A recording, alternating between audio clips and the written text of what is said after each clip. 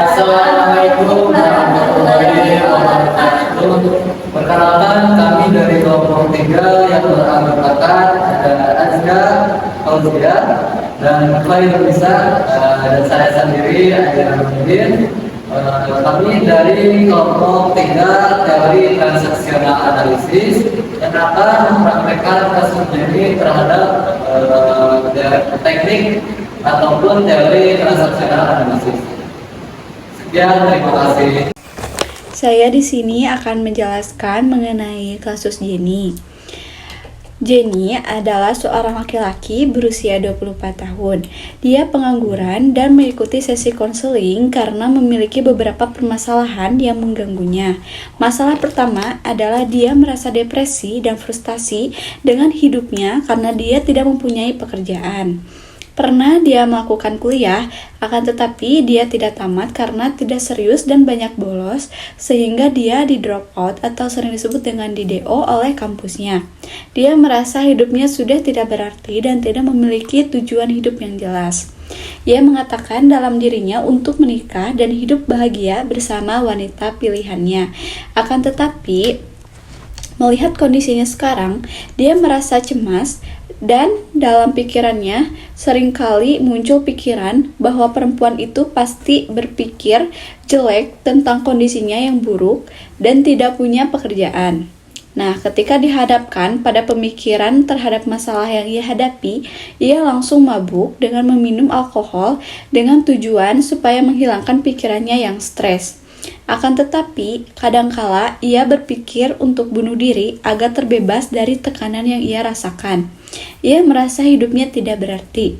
Satu-satunya yang ia rasakan berarti adalah ia memiliki ibu yang baik hati.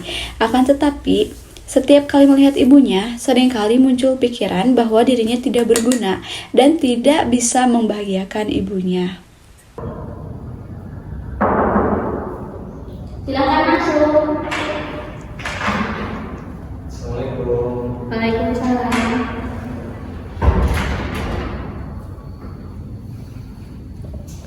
Apa kabar Jenny hari ini? Baik. Selamat datang di dalam sesi konseling kali ini. Terima kasih sudah mau meluangkan waktunya untuk datang ke sesi konseling kali ini. Di sini ada 2 kursi. Silakan Jenny bisa memilih salah satu di antara 2 kursi tersebut, di mana saat duduk di sana itu Jenny akan merasa nyaman. Di sini aja. Ya. Ya. Agar sesi konseling ini berjalan dengan lancar, boleh saya duduk di sini? Boleh. Terima kasih. Ya, sama-sama. Tadi bagaimana perjalanannya? Sebetulnya sedikit kena kendala sih, karena memang pas tadi di jalan tuh kena hujan gitu, ada hujannya. Oh iya, tapi sampai juga ya di sini. Ya, sampai. Ya, sebelumnya ibu perkenalkan diri terlebih dahulu ya. Nama saya Hairunisa. Di sini saya sebagai konselor yang akan membantu Jenny dalam menyelesaikan masalah Jenny saat ini. Nah, agar sesi konseling ini berjalan dengan lancar gitu ya, dan tidak terasa kaku banget gitu. Saya memanggil Jenny enaknya seperti apa? Panggil saja seperti biasa ya, Jenny aja. Kalau boleh tahu kegiatan akhir-akhir ini Jenny melakukan hal apa saja gitu?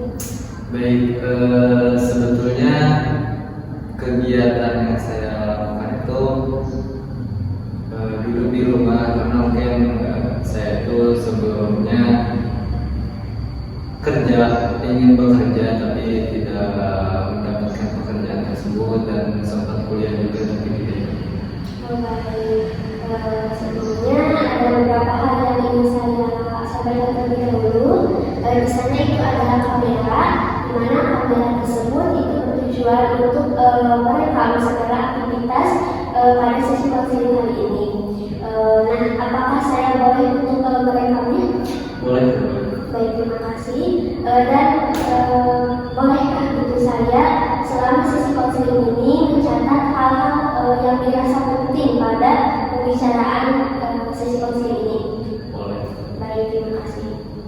Apakah sebelumnya Jenny sudah pernah melakukan sesi konseling? Belum. Belum. Kalau begitu, saya jelaskan terlebih dahulu ya mengenai sesi konseling ini agar Jenny mengetahui cara untuk menyelesaikan masalah dalam sesi konseling ini. Baik, konseling itu merupakan suatu cara untuk menyelesaikan suatu masalah bagi seseorang gitu ya. Nah, di sini saya akan memfasilitasi Jenny untuk membantu menemukan solusi atau pilihan-pilihan baru agar hidup Jenny lebih berarti lagi gitu ya. Nah, kemudian harapannya nanti Jenny itu bisa hidup secara normal dan lebih berarti dan juga mempunyai tujuan hidup yang jelas gitu ya. Kemudian apakah sampai sini ada yang mau ditanyakan dulu? Untuk waktunya kira-kira berapa menit? Untuk waktunya sekitar 30 sampai 60 menit. Baik. Kemudian di sini ada beberapa asas yang perlu Jenny ketahui. Yang pertama yaitu asas kerahasiaan, di mana asas ini saya sebagai konselor itu tidak akan menyampaikan ataupun menyebarluaskan masalah yang sedang Jenny hadapi ini kepada orang lain tanpa izin dari Jenny sendiri. Nah, kemudian yang kedua yaitu ada asas kesukarelaan, di mana asas ini Jenny melakukan sesi konseling tanpa ada paksaan dari siapapun. Nah, untuk sekarang apakah Jenny dengan sukarela melakukan sesi konseling ini? Dengan sukarela. Baik. Yang ketiga yaitu asas keterbukaan, di mana asas ini diharapkan Jenny bisa terbuka kepada saya dan tidak ada ditutup-tutupi. Baik. Tadi saya sudah menyinggung mengenai asas kerahasiaan ya. Dan dalam permasalahan ini itu siapa saja yang boleh mengetahui masalah yang sedang dihadapi oleh Jenny? Ternyata. Baik, saya ucapkan terima kasih ya karena Jenny sudah percaya kepada saya dan juga memberikan kesempatan kepada saya untuk bisa membantu Jenny dalam menghadapi masalah ini.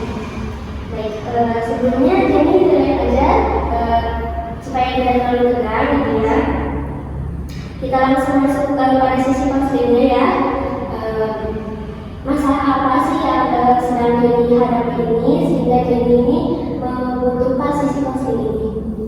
Baik, jadi sebelumnya saya itu merasakan bahwasanya hidup saya itu belum berarti gitu kan. Jadi kayak tidak memiliki tujuan hidup yang jelas.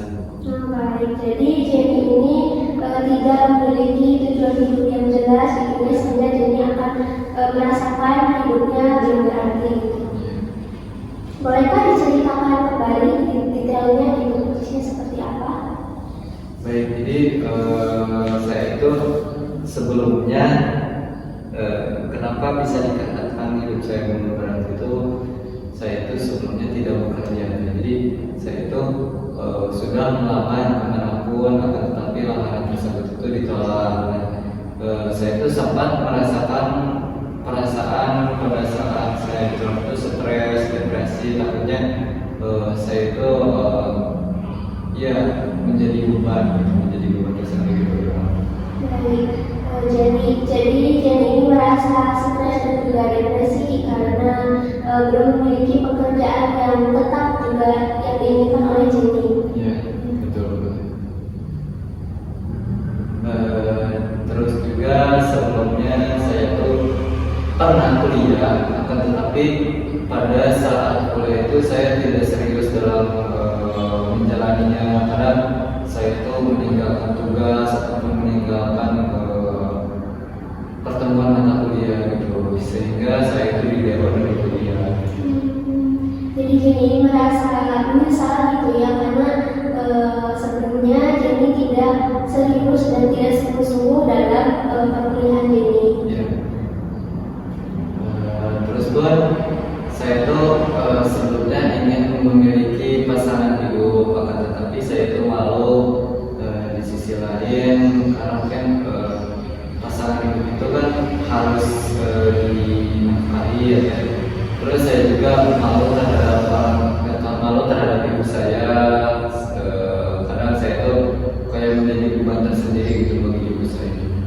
Baik, jadi Jenny merasa cemas dan juga takut karena pandangan orang lain, terutama lawan jenis gitu ya, terhadap Jenny, terhadap kondisi Jenny saat ini yang belum memiliki pekerjaan gitu ya. Dan Jenny takut lawan jenis itu tidak bisa menerima kondisi Jenny saat ini. Baik. Nah, kadang pun saya itu sering menjelaskan hal itu kepada hal-hal negatif. Karena apa? Karena menurut saya itu pas saya melakukan hal negatif itu, saya merasakan ada ketenangan walaupun hal itu saya jelek ya. Saya itu suka membuka, melampiaskan. Jadi ini merasa stres ya, dan juga depresi karena belum memiliki pekerjaan dan takut kalau jenis itu tidak menerima kondisi jenis saat ini gitu, sehingga jenis ini cenderung untuk melampiaskan terhadap hal-hal negatif seperti membuka-buka gitu, dan hal itu bisa merusak diri jenis sendiri. Baik, pada saat itu bagaimana sih perasaan jenis saat itu? Pastinya saya itu stres dan depresi. Baik, dalam situasi ini dan hasil akhir apa yang Jenny harapkan terjadi pada diri Jenny? Jadi saya itu ingin mengurangi rasa overthinking dan ingin lebih jelas gitu, arah hidupnya. Baik, jadi Jenny ingin mengurangi rasa overthinking dan juga lebih jelas arah hidupnya akan kemana gitu. Dan ketika rasa overthinking tersebut berkurang, lalu apa yang terjadi pada diri Jenny? Yang terjadi pada diri saya itu seakan-akan saya itu merasakan percaya diri dalam menjalani hidup. Baik, dan kira-kira seperti apa percaya diri tersebut? Jadi setiap saya menjalani kebiasaan hidup gitu, saya itu seakan-akan bahwasanya rasa stres dan depresi itu hilang gitu. Apakah ada lagi? Sudah sih. Baik, jadi dalam situasi ini harapan Jenny yaitu ingin lebih percaya diri lagi gitu ya, dan juga Jenny ini ingin bahwa rasa-rasa cemas, stres itu hilang gitu. Baik. Kalau diskalakan permasalahan Jenny saat itu berada di skala berapa? Baik, skala yang saya alami itu ditentukan pada skala 4. Kalau boleh tahu kondisinya itu seperti apa di skala 4? Baik, jadi bisa saya ceritakan kenapa saya menetapkan skala itu di 4, karena saya itu merasa depresi karena belum mempunyai pasangan hidup, sehingga hal itu tuh mengganggu kepada kehidupan saya gitu.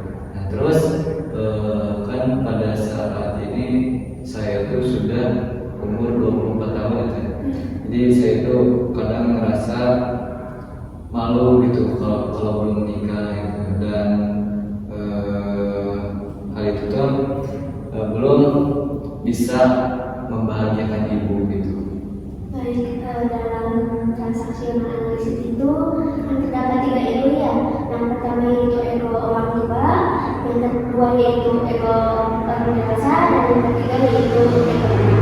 Nah, ego orang tua ini dibagi menjadi 2, yaitu ada critical balance, di mana seseorang yang berada pada ego orang tua ini cenderung untuk mengontrol gitu.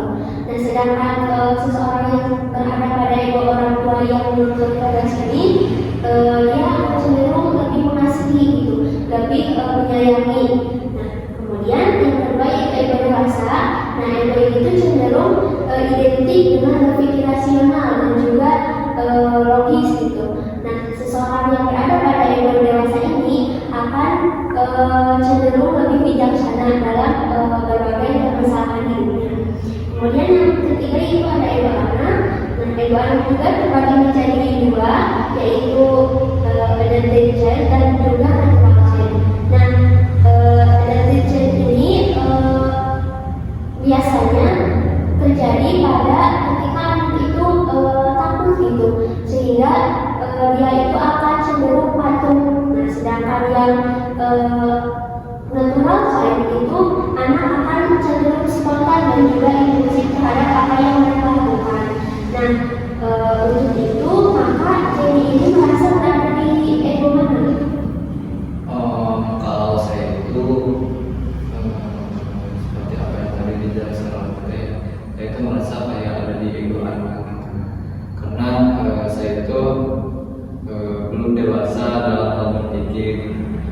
bisa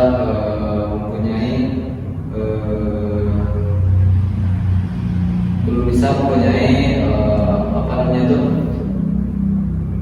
penyelesaian permasalahan gitu, penyelesaian permasalahan secara rasional.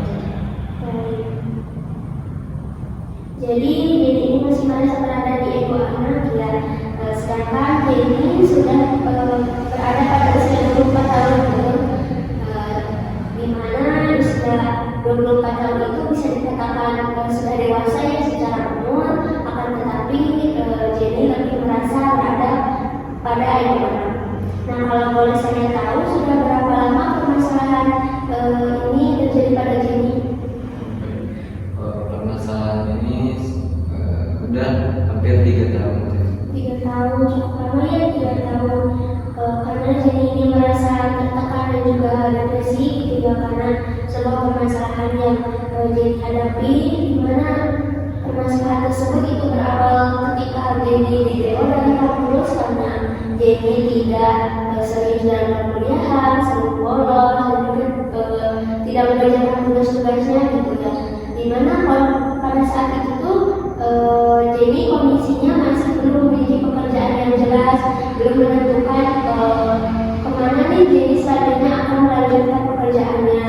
Nah, oleh karena itu, karena hal tersebut Jenny cenderung melampiaskan pada hal-hal yang negatif gitu, yang dapat merusak diri Jenny sendiri. Nah, apakah Jenny pernah melakukan upaya gitu untuk mengalihkan permasalahan tersebut? Baik, sebelumnya saya tuh melampiaskannya kepada mabuk-mabukan. Oke, jadi Jenny ini mengalihkannya pada mabuk-mabukan gitu, jadi minum alkohol gitu ya. Nah, padahal Jenny tahu gitu bahwa mabuk-mabukan itu dapat merusak diri Jenny. Nah, apakah Jenny pernah melakukan hal positif gitu untuk mengalihkan permasalahan yang sedang Jenny hadapi? Saya tuh kadang kalau semisal depresi itu sering olahraga gitu ya. Tidak hanya mabuk-mabukan, tapi saya tuh pernah olahraga gitu, luar biasa. Baik, jadi Jenny juga pernah melakukan upaya positif dengan olahraga gitu ya. Nah, harapan apa ke depannya yang Jenny inginkan untuk menyelesaikan masalah saat ini? Baik, pastinya saya itu mau mempunyai tujuan hidup yang baik dan jelas. Terus ingin mempunyai pasangan gitu, pasangan yang mengerti saya. Terus saya itu ingin pastinya berhenti minum-minuman atau mabuk-mabukan gitu. Terus ingin membahagiakan ibu juga karena saya malu terhadap ibu saya. Baik, jadi Jenny ini merasa malu gitu ya setiap kali melihat ibu atas diri Jenny, karena Jenny masih seperti ini, masih belum memiliki pekerjaan dan juga malu terhadap tindakan Jenny yang cenderung ke arah negatif gitu. Nah, hal ini tuh bisa dikatakan I'm not okay dan you are okay, di mana Jenny ini merasa tidak baik-baik saja, sedangkan ibu Jenny merasa baik-baik saja. Nah, untuk kedepannya gitu, hal apa yang akan dilakukan oleh Jenny?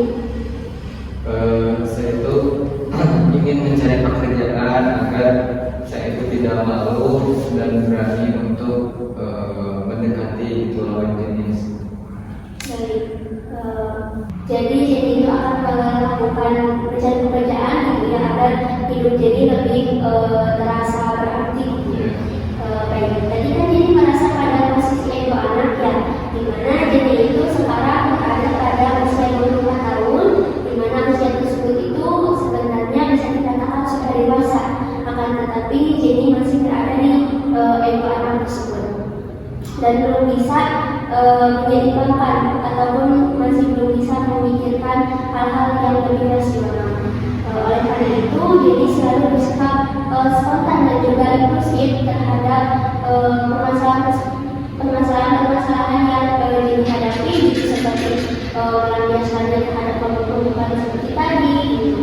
Nah, padahal kalau Jenny berada dewasa itu tuh bisa dilakukan dengan berbagai kegiatan-kegiatan positif gitu. Banyak hal yang bisa dilakukan oleh Jenny ketika menghadapi permasalahan ini, seperti dengan belajar dengan langsung gitu, agar bisa kuliah kembali, ataupun melatih keterampilan yang dimiliki oleh Jenny sehingga nantinya akan pantas untuk bekerja di suatu tempat gitu. Dan apakah Jenny pernah melakukan hal-hal lain yang dirasa kurang baik? Pernah sih, saya pernah sempat memilih kalau sudah dalam depresi. Jadi permasalahan ini berat ya bagi Jenny, sehingga Jenny ini berpikiran langsung pada hal yang negatif, dan pernah juga bahkan mencoba untuk bunuh diri begitu. Nah, karena pikiran-pikiran negatif tersebut, padahal jika Jenny berpikir positif gitu, hal ini tuh Jenny bisa melihat kondisi ibu Jenny gitu. Misalkan apakah ibu Jenny ini akan sedih jika melihat anaknya seperti itu, apakah ibu Jenny akan merasa kehilangan ketika Jenny melakukan hal tersebut. Baik, saya simpulkan ya, di mana Jenny ini awalnya datang pada sesi konseling ini untuk menyelesaikan masalah Jenny, di mana Jenny ini merasa stres dan juga depresi karena bermula ketika Jenny ini di-DO dari kampus disebabkan oleh Jenny ini tidak sungguh-sungguh dalam belajar, malah bolos dan juga tidak mengerjakan tugas-tugas juga.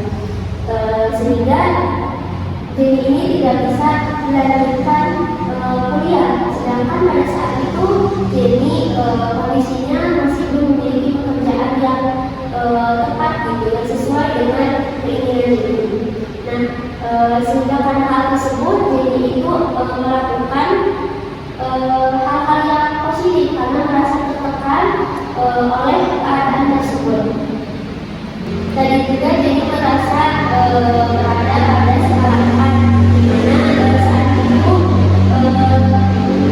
kondisi Jenny cukup sulit gitu ya, cukup berat rasanya, dan harapan Jenny untuk kedepannya itu Jenny bisa hidup lebih berarti, hidup lebih memiliki tujuan yang jelas, dan juga mendapatkan pekerjaan, mendapatkan pasangan hidup, dan juga bisa membahagiakan ibu Jenny gitu. Dan tadi untuk permasalahan ini kan berada di skala 4 gitu. Dan sedangkan sekarang setelah melakukan sesi konseling ini, apakah ada perubahan pada diri Jenny?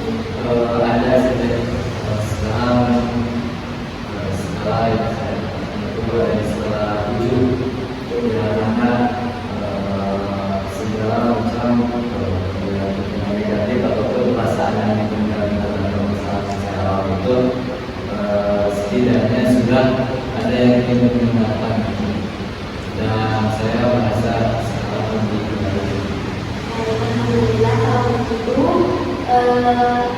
mungkin sesi konseling ini sekarang cukup sekian. Alhamdulillah kalau begitu, terima kasih karena Jenny sudah mau menyempatkan waktu dan juga hadir untuk sesi konseling kali ini. Harapannya setelah ini Jenny bisa memiliki pilihan-pilihan baru gitu, dan memutuskan keputusan baru untuk bisa hidup lebih berarti lagi. Untuk sesi konseling selanjutnya kita akan melakukan kembali, nanti saya ingin kembali. Nah, saya akan menunggu perubahan positif. Saya akan menunggu perubahan positif dari Jenny dan semangat untuk bisa hidup lebih berarti. Terima kasih atas sebelumnya. Sama-sama. Sekian praktek mengenai teori konseling rasa analisis.